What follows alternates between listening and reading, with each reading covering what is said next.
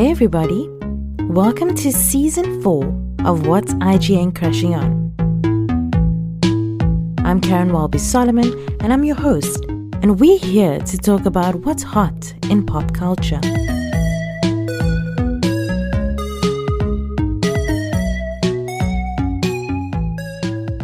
Hey everybody, and welcome to episode 12 of season 4. Today's episode is sponsored by Syntech. Syntech is a technology company that sources and distributes industry-leading products and brands from around the world. Today it's the Leanne and Caryn Roadshow once again, and as I've said, we are joined by Leanne Phillipson. How are you doing, my girl? Hello, my girl. I'm good. How are you? Did you have a good Easter? I had a great Easter. I got one Easter egg, but Sad face. from my sister. I'm upset. I'm my parents' youngest child, and I should be getting Easter eggs for as long as they are alive. So now my mom. It's past Easter now, and as we are recording, and my mom is going to go buy me a makeup Easter gift because I've been complaining for the past day or so. So never be said that I'm not a spoiled brat, but but but anyway, we have a fun show today because so many of our faves have good news, and we just wanted to discuss that with you guys. So let's get into it. Firstly, our girl Britney announced that she is pregnant. Woohoo! Um, we've spoken about Britney quite a bit on this show, especially when she was going through a conservatorship and as she was trying to get out of it. And one of the big things that came out of the year in which she spoke was that she had to be on birth control and she wasn't allowed to have children. So, as she's getting into this new free stage of her life, I'm so glad that she's like able to make this choice for herself. She chose to want, she said it was a bit of a surprise, but she looks insanely happy about it. Like a couple of months ago, she said she was engaged to her fiance, Sam Asghari, and now they're expecting a baby, and man, I'm so happy for her. I know. I think it's just that thing of like we've all kind of walked this journey with her. So if you are in this like age range, like you did your danced choreography to Britney songs. You were there for the journey. You were at crossroads with her, and then you kind of saw the crazy Britney, inverted commas. You saw the conservatorship, and like you walked this journey for her to be free. And so her announcing her pregnancy was just such a celebration of like, yay, we did it. She's done it. Like she's come through so much, and so for her to get this little bit of happiness is just really, really cool, especially in a time when the world's still the world being chaotic and crazy. And I really love that this episode is all about celebrating the people who are on their comeback tours. So Britney obviously has 2 sons already. Sean Preston, who's like 16, and Jaden, who's 15, by Kevin Federline. And now now it's like with her, it's like a new journey. They were pre-conservatorship and now this is post-conservatorship. But I know I've been seeing people on Instagram like guessing as to the sex of the baby. I don't know how long she's been. I don't know. I might have missed this news. How long she's been pregnant for?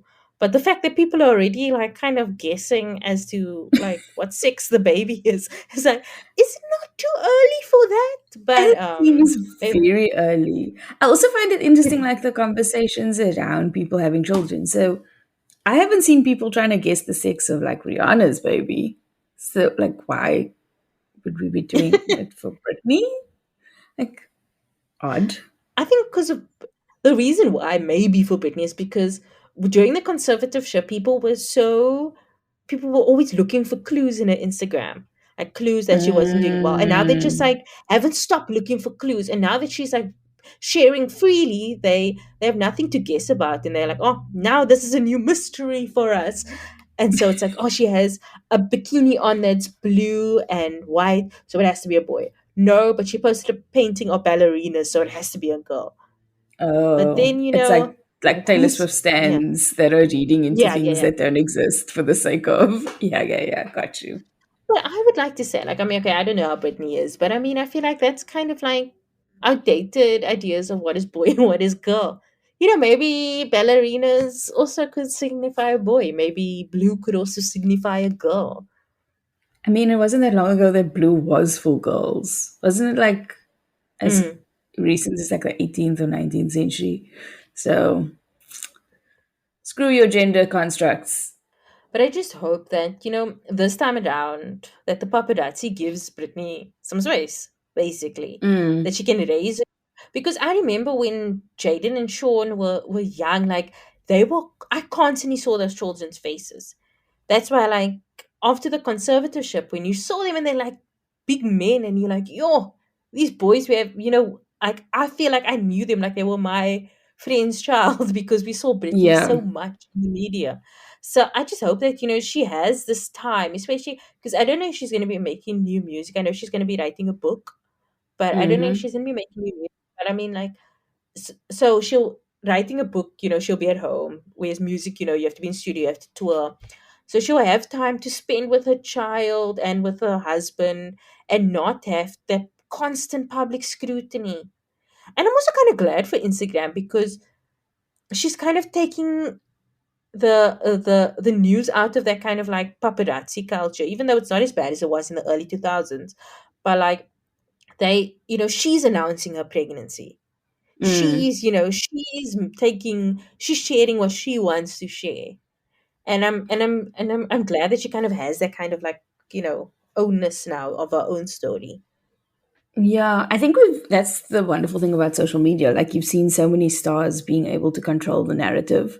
So it's Mm, not waiting for the press to get the scoop. It's kind of them saying, this is my story, here's where we're at. I'm announcing stuff when I want to announce it. Like there might be mm, speculation, but if like I know if I see a story out there and it's someone who has social media, generally I'll go find their social media almost like to verify it. Because if it's mm, something big like a pregnancy or an engagement, if they haven't said it, I'm not going to believe People Magazine anymore necessarily. So yeah, I do think that's a positive change over time. mm. So really, really happy for her controlling her narrative. Yeah. Yeah, and I hope that, this new era, the Britney in her 40s will be a healthy and happy era for her. I mean, she deserves it. She's given us so Mm. much bops. She's given us so much iconic moments that, she deserves to live her life the way that she wants to now. And very, very, very happy for Brittany. Congratulations. I know you don't listen to this podcast, but if you do happen to come across it, congratulations, Brittany and Sam. I Talking thought she about was married. stars. Yeah, I thought she was married because she was talking about like husband, and then she was like, no, she's not married yet. Yeah, I feel like she would have posted if they'd gotten like she would have done the like a picture or But something she on her refers to him as Instagram. husband sometimes. So I think, okay, it's I mean, weird. I suppose if you've been together for as long as they have, and if you've really made the commitment, sometimes Mm. same but different. So in other news, the other big news that happened over the last week or so was that JLo and Ben Affleck have gotten engaged again. Um, Jennifer, I love this for benefit to them. benefit 2.0. And as you know, listeners of the podcast, we were very pro Bennifer when they got together. And it's very romance novelty for me, and I love it. I'm eating this shit up with two hands and a knife and a fork and everything in every This is the utensil. rom com. This is kind of the rom com you deserve. It's very adult rom com. It's very Yeah. like the timing wasn't right. We went our separate ways. Now we're back together. And everything is the cheese you expect it to be. And Mm. I love that. So, like, it's amazing. The fact that it wasn't a grand proposal, it wasn't like this big Mm. thing. It was just her in her favorite place, which apparently is a bubble The bath. bath. Um, and the ring is gorgeous. And then I saw something where she was saying like, because green is like her lucky color. No wonder she loved that green. Was it Versace dress that she Mm. like lived in? But yeah, the green is a lucky color, and so the fact that he got a green diamond is just very sweet and touching and beautiful. Mm. Oh man, I was so happy for them. And like, I think we've spoken about this on the podcast before, but someone on TikTok was like combing through her autobiography, and was like, Ben Affleck is the love of her life. Like, there's no man that she has loved like Ben. And Mm. like, for them to find each other again. And in her post, she said, the romantic thing I could ever imagine, just a quiet night at home, two people promising to always be there for each other, two very lucky people who got a second chance at true love. And I was like, oh, true love, like that is. And when they got back together, Pia, my cousin, and Pia is like, she's been a benefit Die stan since hard, they, yeah, like die since hard they broke up. Even beneficent. when they were married to other people, she was, no, they're gonna find each other again. And we were listening to her album that she made about Ben, like after they broke up. And there's a song called "Dear Ben" about how much she loves him and stuff like that. And as she announced the engagement, that song was playing in the background, and it like, yeah, layers on layers on layers, talking about like realizing. But I mean, I love love. And somebody on Twitter said, so many years of watching Bold and the Beautiful has prepared me for this. You have 30 years of watching Bold and the Beautiful. But it honestly is, oh man, I'm like, oh, Ben and Jen, I'm just so glad you found each other. Like, I hope that this works out. Like, I really hope that this is it for both of them. Um, Mm. I think like, so. I mean, they both seem to have grown and matured and done the work on themselves and in the lives around them. And I do think like based on I do find it fascinating because I think it was like a month ago. I can't remember. There was definitely like a thing where Jen was like, "Oh, we're not rushing into marriage. Like we've done that mm, before. I've done it before. I'm not trying to like get married immediately." So like I really thought it would have taken more time for them to get here just based on those comments. But it just goes to show that like they're approaching things with a much more thought out view. So it's not just like, I'm in love, I'm going to do this thing. It's like, mm, yes, we're in love, but there are other things to consider. There's logistics, there's planning, there's whether or not this is the smart choice. And so I do think like when you're doing that, in between all the love stuff, it's kind of mm. a good space to be. I just always worry because they're like such big stars, both of them. And it stresses me out like when a couple are both big. Do you know what I mean? Like there's one big one and there's like a Mm. littler one. I'm always like, okay, that's okay for me. It's also But so fascinating because, like, the stars when I mean, this is slightly off topic, but you can always, it's always so problematic when you see couples where one's big and one's little, and then like the roles reverse, and then all of a sudden there are issues, yeah. and then you're Or they're like, both oh, small and now, then one goes up and then, and but you the other gotta one have that doesn't, and then like, balance. I always think like when it's like if fame is that is fame wise, and then you have to have balance in something else. Like someone else has to be richer, or the other person has to be like smarter or something like that. Like, or like a yeah, really good person. Like you got to be like George Clooney and like Amal Clooney. George is obviously more famous because he's the actor, but Amal is like this world renowned like human rights lawyer who's like been saving people around the world. She's like a real life superhero. So for me, that's equally yoked because like he yes, is, they both have that sort of same level. So like, they both don't need to be as famous. I think it's always difficult if you're gonna be in the same career. So like I mm, always remember, I don't know why this couple always comes to mind, but for me, like Chad Lowe and Hilary Swank. I mean, they were both like young actors making it. They both had like were like child actor type things, and they grew up and they fell in love and they got married. And then she became a lot more, renowned and famous than him. And then it caused friction Mm. in their marriage. I mean, I don't know if that's the reason that it caused friction. Maybe someone cheated. I don't know. But I'm saying, like, for me, it's like it's always tough when they like come from the same, your same career, because you're always going to be competing against one another. Whereas like, Yes.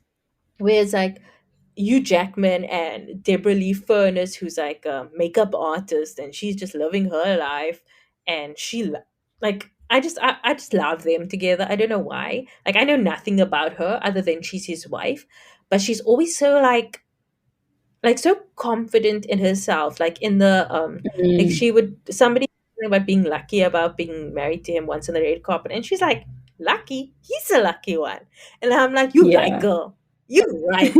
And like It's people I that have always love them.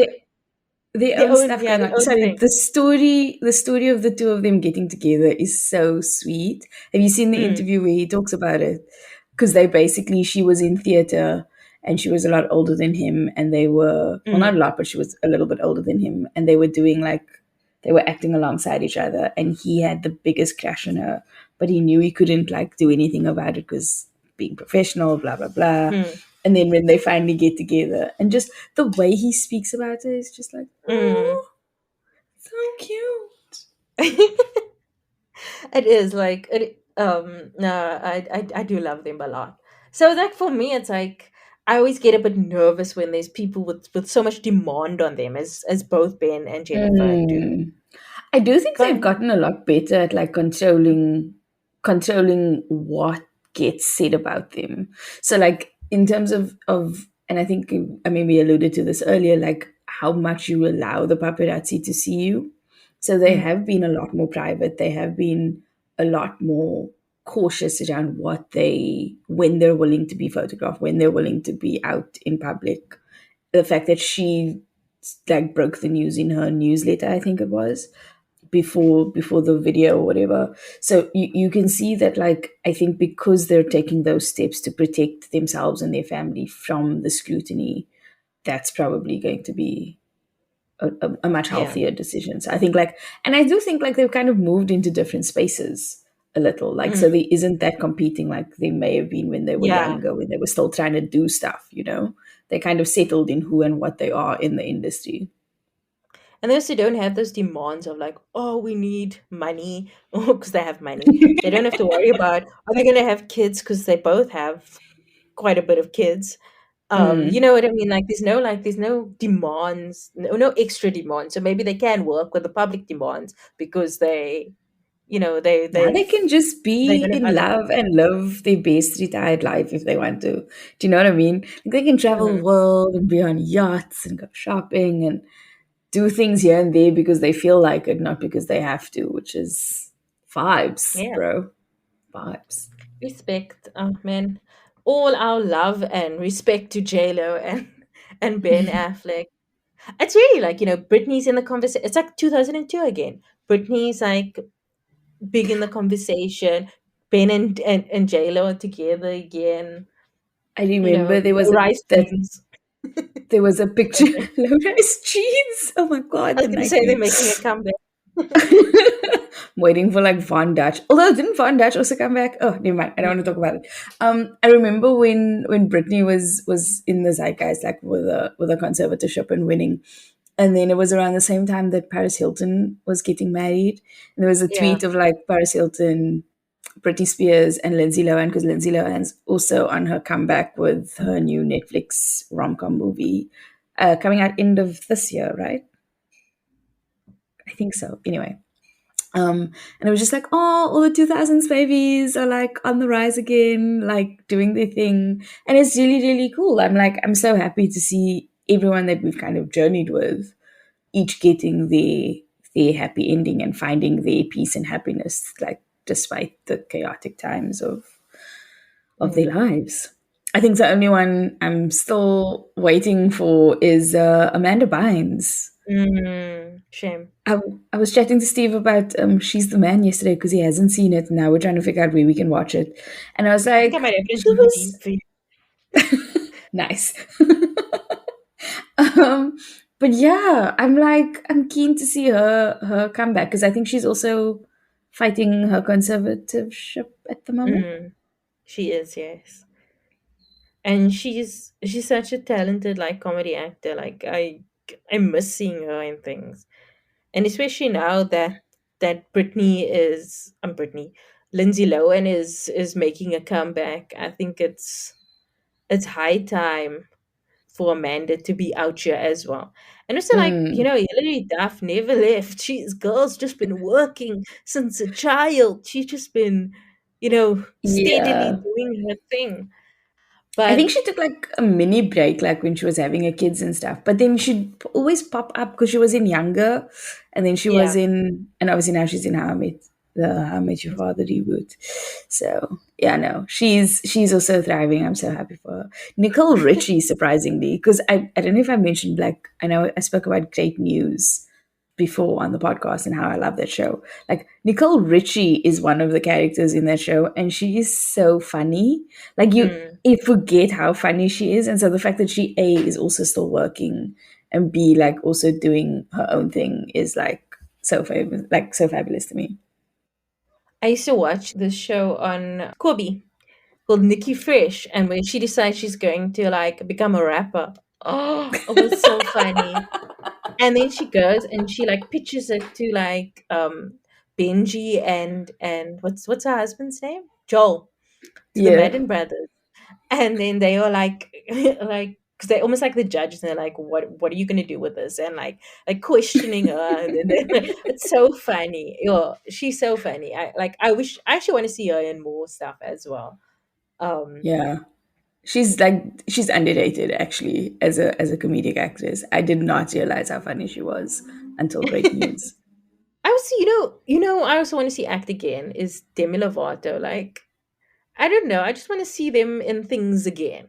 Like I don't like. I loved Camp They Rock. too busy talking to aliens and stuff. I don't know. I I want to see agree. them I loved that era for them. It was a fantastic time for all of us. But yeah, again. Um, and any of the High School Musical stars. Also, did you see our girl Vanessa at Coachella? Coachella Queen. I love it. Her fashion. She's amazing. No, but she's in her bag though with her Netflix rom coms. She's Yeah, clearly she's done her things. She's brilliant. I've always liked her. And I mean, Zefran's on his own journey doing Zefron. his yeah.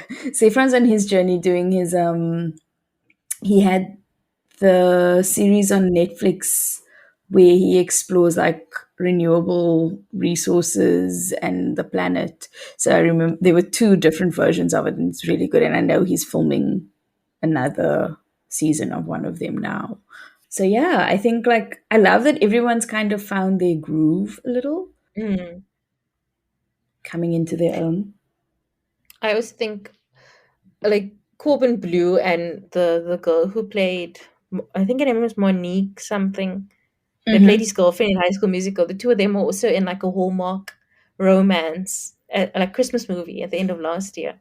I was like, oh man, like they did like a cute on Cute. TikTok, like where they they show like couples when they were younger, like hugging, and then they show them older doing the same thing. And they did Yeah. that, and I was like, oh man, that's adorable.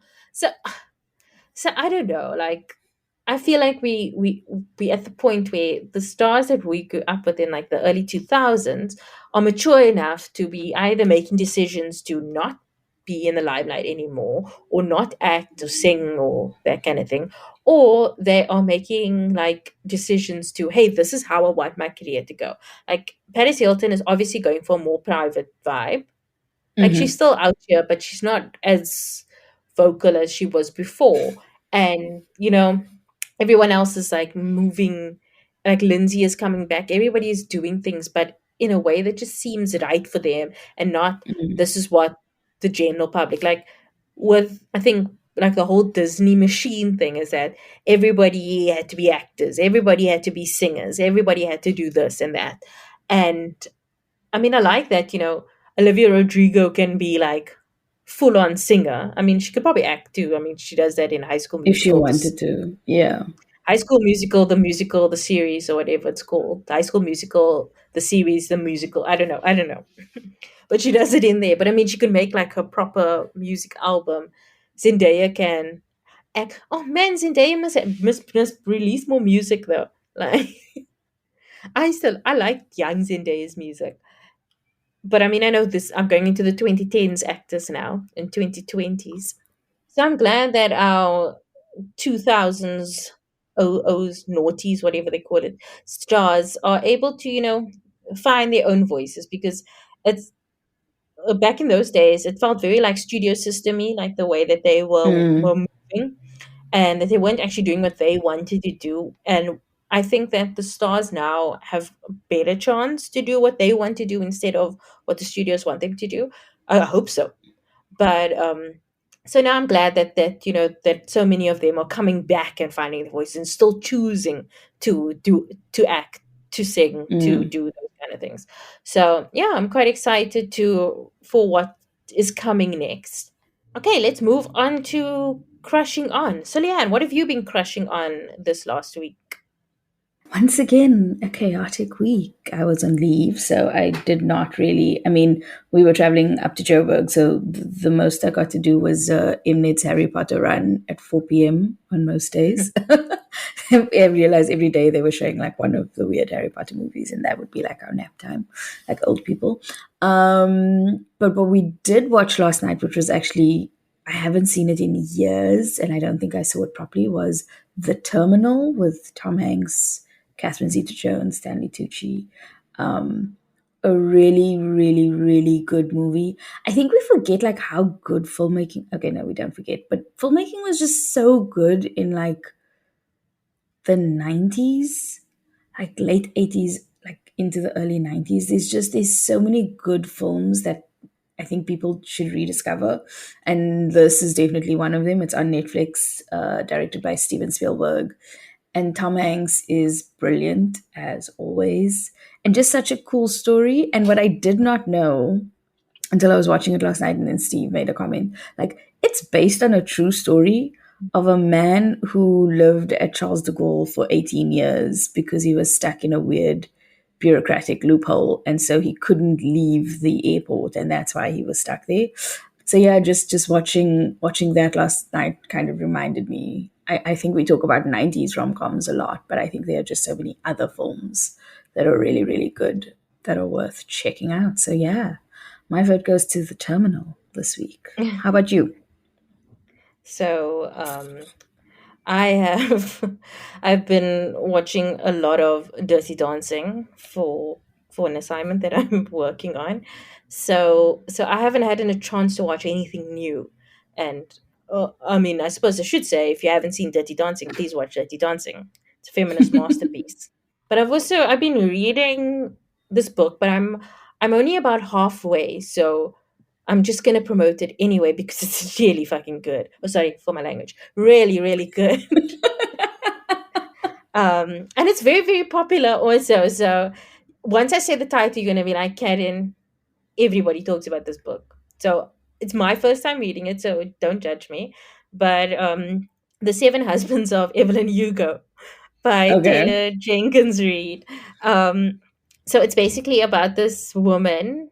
Her name is Evelyn Hugo, and she is an aging and reclusive actress from like the golden age of Hollywood, the studio system, and she offers to give this reporter like a exclusive interview, and the author the author the journalist goes there and then they just like talk about her life, and she's had seven husbands and like her whole journey, and it's just there's not more I can say because it's just so compelling. You have to read it yourself.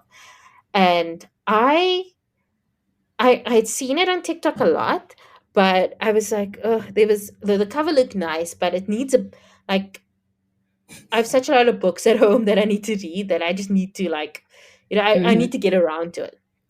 But then after the Oscars, when Jessica Chastain won an Oscar, I just saw all these like tweets saying like, in a Celia St. James era, she's never gonna beat the Celia St. James allegation. I'm like, who the F is a Celia St. James? So I Googled it. Hmm. And then I saw it was from this book. And then I read more and I saw it was about old Hollywood. And if y'all know me, you know I'm obsessed with old Hollywood. So I'm like, oh, this book is so good. Apparently so good. And it's about old Hollywood and it's about a mixed race journalist. I'm in. And I've been like, any free time that I'm not busy writing about Dirty Dancing, I am reading this book. Like I went to for a pedicure yesterday, no, Saturday, and I was like enthralled. Like the lady's asking me questions, and I'm just reading the book. I'm like, I don't know what, I don't know. She could have like done weird things like to my toes, and I wouldn't have known. But if you're looking for a great book to read and like a book that almost like how do I say, like encompass you, like that's how Absorb thrilling, you. yeah, interesting this book is. Like, I mean, it's not like an action novel, but it's like it's so compelling. I was like so drawn into it. Then yeah, it's called The Seven Husbands of Evelyn Hugo by Taylor Jenkins Reid. Taylor Can I Jenkins ask Reid. one Taylor Jenkins. question? Yeah. So you said you've been watching, all you've been doing is watching Dirty Dancing. How many times have you watched it in like what sort of time frame? I don't know. I haven't watched the whole movie a lot. So I've obviously seen the movie many times. I know the movie like very well. Yeah, yeah, yeah. So I only watch it like once or twice, like once I think all the way through, and then I've just been skipping through specific For scenes. the scenes that you, okay. Yeah, that I'm So it working wasn't with. like, because in my head when you said that, I pictured that scene from like New Girl where Jace first like goes through the breakup and all she does is lie on the couch and watch Dirty Dancing on repeat. No, it's not like that. I wish I wouldn't be opposed to that, but because it's like I'm working with specific scenes, I need to watch that specific scenes over and over again. So I no, yeah. Not that I haven't not done something like that before, but but it's not like that. But thank you guys so much for joining us. We'll be back next week with another great episode. Today's episode is brought to you by Syntec. Syntec is a technology company that sources and distributes industry-leading products and brands from around the world. Me, you can find at Caryn Welby on Instagram, at Caryn Welbys with an S on Twitter, and sign up for my newsletter, Wildest Dreams, at wildestdreams.substack.com. The podcast can be found at Crushing on Pod on Twitter, Instagram, Facebook, and TikTok. You can find us at What's IGN Crushing On YouTube, and you can find more information about this and all our other episodes on our website, crushingonpodcast.com. Send any feedback to mail@crushingonpodcast.com, and you can send us voice notes at +27 78 362 2566. Join our Facebook group, Crushing On Club, where we chat about the show, celebrity news, recommendations, the whole shebang. The show is produced by me, Caryn, as well as Rebecca Barches and Leanne Phillipson. The show is edited by Rebecca Barches. Our logo was designed by Nathifa Maroof, and the show was created in partnership with IGN Africa. If you like the show, tell everyone that you can, any way that you can. Keep up to date with episodes by subscribing to the show on Spotify, Apple Podcasts, or wherever you get your podcasts. Please rate and review the episodes on Apple Podcasts, as it helps others to find the show. We'll be back next week with another in-depth conversation with a pop culture lover. See you then.